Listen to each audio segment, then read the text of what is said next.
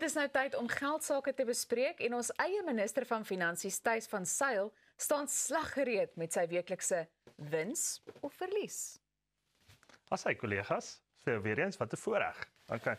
Rentekoersverhogings of verlagings. Okay, dit is natuurlik vandag op die spyskaart en baie goeie berig geskryf deur Tanya Huys van Marula Media, wat basies weet geprojekteer het en met 'n paar ekonome gesels het. Onder andere het sy 'n bietjie met my ook gesels en gevra wat is ons projeksies, kan ons dalk 'n verhoging of 'n verlaging ervaar? En ons het vir haar gesê van my kant af, alles dui na 'n verlaging in rentekoerse. Want as ons gaan kyk, eenvoudig die rand doen baie goed. Hy's sterk, hy het versterk selfs na die Ramaphosa sage. As ons gaan kyk, inflasie is onder beheer. As ons gaan kyk, ons JSE uitpresteer. As ons gaan kyk, ja, ons GDP is wel aangepas, maar as ons die rentekoerse afwaarts kan afpas, jy weet aanpas, dan kan ons basies weer meer spandeer en dit kan natuurlik weer die binnelandse bruto produk weer komplementeer.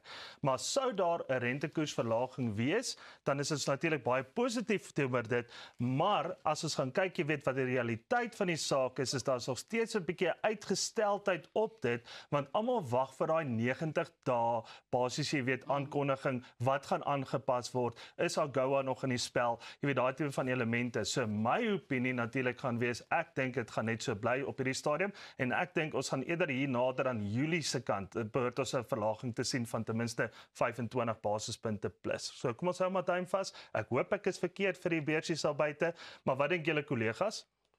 Dink jy dit is tyd vir 'n aanpassing? Ek dink dis definitief tyd, ja. Nee, dat ons almal se sakke voel dit en enige ietsie wat dit bietjie makliker kan maak. Maar wat dan gebeur is die mense wat slim genoeg is om te spaar, hulle gaan dan 'n bietjie van 'n knou vat, né? Ja, dis die waarheid. Maar as ons nou weer eens gaan kyk, ja, daar's seker goedjies wat ook aangepas word, presies wat jy sê. Ons well done, well spotted. Hey, ek leer mooi. Wow. Is hierdie finansiële lesse of klasse wat ons elke week bywoon? Elke oggend. Jy sit met 'n vol klas elke dag. Listen carefully. Yes. Okay. Alright, so volgende gaan ons 'n bietjie China toe. So China op hierdie stadium sit verskriklike druk op Afrika en natuurlik op ontwikkelende lande. So as ons byvoorbeeld net na Afrika alleen gaan kyk, met ongeveer $22 miljard terugbetaal net in hierdie finansiële jaar. Maar as ons dan nou 'n bietjie verder gaan kyk, jy weet, Suid-Afrika stouter, jy weet natuurlik by die Chinese bank, maar ons is die tweede land wat die tweede meeste skuld aan die Chinese bank natuurlik met 'n ongeveer ook op 'n omgewing van $23 miljard. Okay. So as ons dan nou basies weet gaan kyk, die land wat die stoutste is in Afrika is natuurlik Angola met 60 miljard plus wat hulle natuurlik aan China skuld.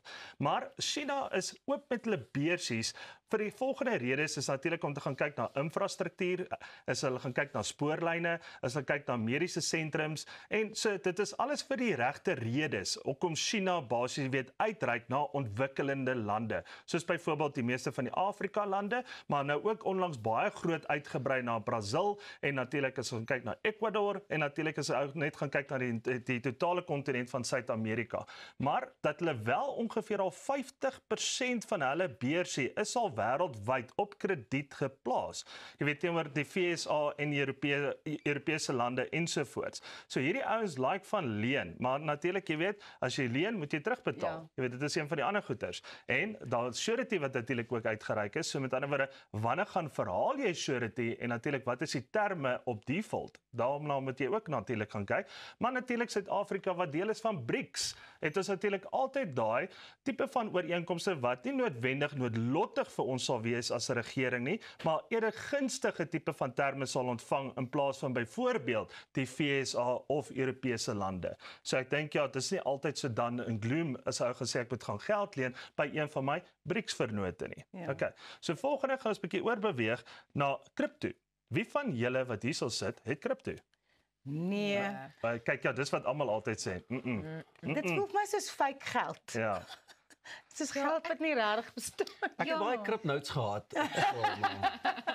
Dis iets currency is daar niks. Nee, Matthys, ek dink dit voel baie keer vir my asof 'n mens nie regtig, ek is nie kundig genoeg wanneer dit kom Ja, by kripto ja. absoluut, ja. Ek verstaan dit nie so mooi nie. So Standard Bank het basies, jy weet, daar was 'n uitspraak gewees in die Hooggeregshof waar Standard Bank 'n likwidasiebevel wou gehad het op 'n sekere stoute maatskappy wat natuurlik 'n klompie geld in kriptobates gehad het van ongeveer 41 miljoen rand. So hulle wou dit gelikwideer het en hulle het aan die Hooggeregshof toe gaan waar die Hooggeregshof beslis het om te sê daar is moeilikheid as dit kom by die regulatoriese vereistes en regulering rondom kriptobates binne in Suid-Afrika nog steeds. Nie net Suid-Afrika nie, maar wêreldwyd. So jou probleem en argument wat tafel toe gebring word, ook om by Elsa aan te sluit, is dat dit is eenvoudig net 'n digitale kode op 'n platform. Al word dit gekoop en verkoop, is dit nog steeds net 'n kode op 'n digitale platform. So waar kan jy so iets reguleer? Jy weet, as dit nie basies, jy weet, deur 'n vorm van 'n bankformaat of 'n SWIFT of natuurlik enige manier van betaling gaan waar dit gemonitor word deur die Suid-Afrikaanse Reserwebank of selfs deur wêreldbanke wat daar buite is. En dan natuurlik dit kan verklaar ook aan die jurisdiksie van waar dit ook moet belas word. Soos byvoorbeeld in Suid-Afrika of as jy wat so 'n digital wallet dan nou basies in Europa is of in Amerika is of in Suid-Amerika, waar dit ook al mag wees, maar dat daar wel 'n digitale print dat jou Reserwebank van waar jy residensie het gestuur word en dan ook jou belasting basies weer daarvan af verhaal kan word.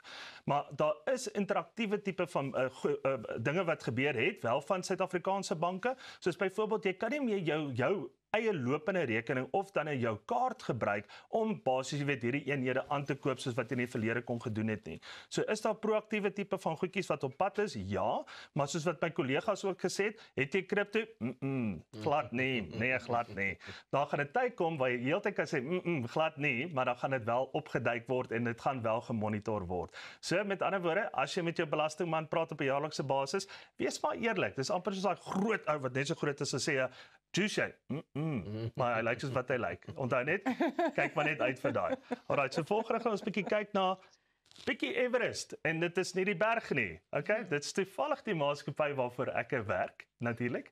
En ons is trots. Ons het natuurlik een keer 'n jaar dan verklaar ons resultate, waant ons op pad is, hoe het ons gevorder vir die laaste finansiële jaar en natuurlik daar was 'n paar lekker hoogtepunte geweest. Dankie vir Business Tech vir daai artikel. Maar weer eens die lekker deel wat ons daarna gaan kyk is die feit dat as 'n mens gaan kyk hoeveel keuses het jy? Jy het ongeveer op hierdie stadium het jy 2000 CIS's waarna jy kan gaan kyk. So CIS is basies saamgestelde fonds. So dit is 'n fonds waarna jy kan gaan belê en natuurlik ook die eenhede wat jy kan gaan selekteer op die JSE van 600 eenhede af na minder as 200 keuses. Okay.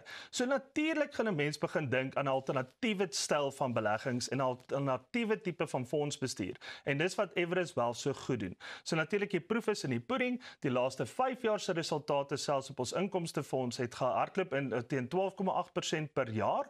En natuurlik is 'n saamgestelde groei gaan kyk, jy weet, met die bonusse wat uitbetaal het van ongeveer 33 miljoen rand en 355 miljoen rand se maturities wat uitbetaal is wat saam oor die laaste kom ons sê 2 jaar deur Everest Wealth. Maar weer eens as 'n mens gaan kyk, weer as die JSE gepresteer het teen ongeveer 80% en natuurlik jy weet ons het presteer teen 74% saamgestel en ons belê in dieselfde pilare as 'n genoteerde aandeel en ons is in dieselfde pilare as 'n ongenoteerde aandeel. So jy voordeel wat jy daai trek is jy word die daaglikse prys nie, so jy kan basies met volatiliteit bestuur. Maar ons sal in die lopende weke soos weer 'n bietjie meer daaroor uitbrei en bietjie daaroor gesels. Volgende enetjie is ons bietjie gaan kyk, het een van julle al ooit 'n teleurstelling gehad by die werk? Okay, ons werk nog nie lank genoeg, so ons het geen teleurstellings nie. Okay. So, maar daar's 'n studie gedoen om te sê die impak van as jy byvoorbeeld 'n salarisverhoging verwag het of gevra het daarvoor want jy voel jy verdien dit of jy dalk aansoek gedoen vir 'n pos wat jy basies so graag wou gehad het want jy het die tyd ingesit en jy's die kandidaat en jy ontvang dalk nie daai pos en 'n ander persoon ontvang daai pos of natuurlik jy weet jou werk word net eenvoudig net nie raak gesien in wat jy doen nie. So daai studie is daar rondom gedoen en hulle het opgetel maar moraal basies jy weet is 'n suffer nou maar onder dit, maar die artikel is ook weer eens so mooi geskryf deur Marula Media om juist te sê, erken gevoelings, moenie vassteek nie, weier om slagoffer te wees van dinge, wees eerlik en realisties met jouself, kyk terug en erken hoe ver jy al gekom het, ook basies jy weet, en dan realign jouself en druk net vorentoe. Wat is julle opinie? Tjoe, is mooi. Ek dink dit is goeie raad, maar 'n mens is maar net ook mens, nê? Ja. Jou emosies kan maar nou dan oorvat en dan sê jy soos, maar hoekom het ek so hard gewerk? I didn't get this. So what's the point? Let me just actually stay here neutral. If they're not going to see what I'm offering, then I'm not going to go any further. Maar ek is bly daar's sulke artikels. Verstaan, want mense sukkel met dit op 'n daaglikse basis. Jy weet, so ek dink dis baie goed geskryf ook vir my. En ek dink op die einde van die dag, jy weet, is dit om daai balans te vind van beweeg 'n mens dan aan of bly jy en stagneer jy, weet, en ek dink dit is baie keer moeilik wanneer emosies of so ook ter sprake is. Ja. Verseker. En ek bedoel, dit lei ook na depressie baie kere, né? So met ander woorde, as jy by 'n werksplek is waar jy glad nie wil wees nie, jy voel nie welkom nie, jy werk nie eintlik, jy weet, na vorentoe plek nie, die verhogings is nie wat daar beloof was nie. Dit lei na depressie en depressie vat jy huis toe en dan lei dit met jou onder jou kinders en jou man byvoorbeeld of jou vrou of wat ook al die geval is. Maar weer eens baie goeie artikel en ek dink as jy na daai 4 punte gaan kyk en waarop hulle uitbrei bietjie daaroor, so koop die tyd uit en gaan lees hierdie berig op Marula Media. Ja. Ek dink mense geestesgesondheid is so verbind aan die werk wat jy doen. Ja. So ek dink so 'n artikel kan mense regtig help om al daai tipe goed te verwerk. Ja, want die ander ding is ook, onthou, jy spandeer die meeste tyd van jou dag aan jou werk. Presies. So as jy nie gelukkig is daar nie, jy weet, dan raak jy sielsongelukkig op die einde van die dag. Maar weer eens ook jou mede-kollega. Ek wil vir almal daar buite sê, vandag met jou mede-kollega, as jy hom sien, al hou jy nie van hom nie, gee hom 'n drukkie en sê vir hom, ek sien jou raak.